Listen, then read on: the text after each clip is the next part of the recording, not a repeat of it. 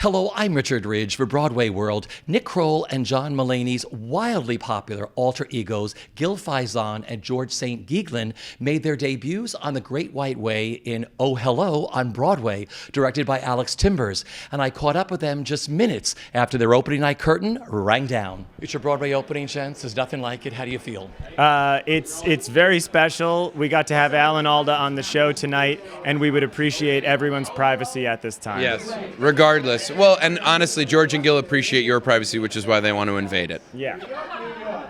What was it like? He had no idea what it was going to be like tonight, did he? No, he genuinely did not, which was the most pleasing thing, is to have him. We talked to him backstage for a while before the show. He was so cool, and then he got on stage. And the only unfortunate thing is Alan Alda was legitimately funnier than George and Gil. And in terms of not knowing, he was in the Compass Players, which predates Second City. So in terms of improvised theater, he's been doing it for a very long time. He can roll with George and Gil, and anything. Yeah. I was here the other night, Paul Sorvino. Yes. How brilliant was that? How was amazing with him reciting Shakespeare and then singing. The best. He sang us off. We danced. George and Gil got to dance as Paul Sorvino sang, and it was then, like Judge Groban sang for us yesterday. Yeah. So we're getting all the big Broadway belters all the singing pipes. for us. Yeah. How did this all come about? I fell in love with this down at the Cherry Lane, but I go back to Rafifi with you guys of seeing you down there. Is that where it all started with these characters? I did start at Rafifi. Yeah, we started doing these shows at Rafifi, which is now a Buffalo Exchange on 11th Street, and God bless Buffalo Exchange. And God bless tearing down that venue, Mike Bloomberg. Yeah. But we started doing them there as the stand-up show characters that we would host and interview people, and it just was always the most fun thing to do, and it was we've always never the most stopped. fun. We would go off and do separate things, and then always, I'd drop in on Kroll show and do that with him. It was always the most fun again. We'd do separate things, and eventually we thought, this is the most fun thing we've ever done. Let's just make the time and do this together. Yeah. Well, you were incredibly sold out down at the Cherry Lane. Did you ever think you were going to come to Broadway? Yes. I thought we would. Can I be honest with you, Broadway.com? BroadwayWorld. Broadway. That's why I wasn't honest with them. Can I be honest with you, BroadwayWorld.com? No.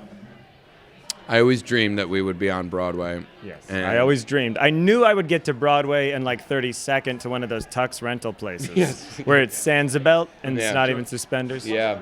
So that was the dream, that once we got to 32nd and Broadway, we realized it's just 15 more blocks uptown and we'll get there. Yeah. Lyceum, working with Alex Timbers, one of the most sought-after directors. What was it like working with Alex? It was amazing. He's so talented and such a decent guy, and he brought together an amazing team of people that elevated every element of the show, and he's a genuinely wonderful, genius guy. And hilarious, and pushed us on our darker stuff in a way that was really pleasing for us, because it's scary to come from the comedy world and into another space, and he just was, we couldn't have had a better guide and entree. He's a deeply talented person, but he comes off as disarming and nice and relaxed, and it's amazing to work with. Yeah, truly.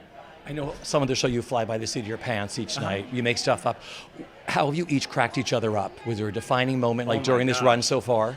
John, during the run? Well, yeah. I mean, we make each other laugh each night. George called Gil a space grandma last night, and I lost it. So that was that one. I have a line describing Gil's hair that I did for him the first night of previews, and it made me lose comparing to the Joan Benet Ramsey case. So yes, it was very funny. He 2 nights ago, I asked him a question. He goes, "I don't know, maybe because of my Jewish neuroses." He screamed it at me. Yeah.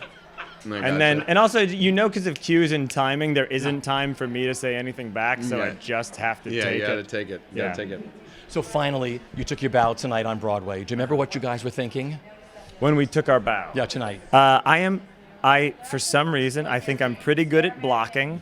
I have to walk myself through the curtain call I'm like, okay, together. Yeah, I can't remember then the bow. this, I'm focused on remembering bows. I so wanted to make sure that Alex was. Alex joined us on stage tonight, and that was John remembered, because John's better at remembering things. George is too. Gil and Nick are both human babies. And so. Well, your career stoners. Yes. Yeah. And so he was like, "We're bringing Alex on." I was like, "Oh right, right, we're bringing Alex on." And then Alex came out and he gave us notes. Everyone sat down, and he gave us notes in front of the audience. It was great. It was harsh. Welcome to Broadway. Thank you. Thank you.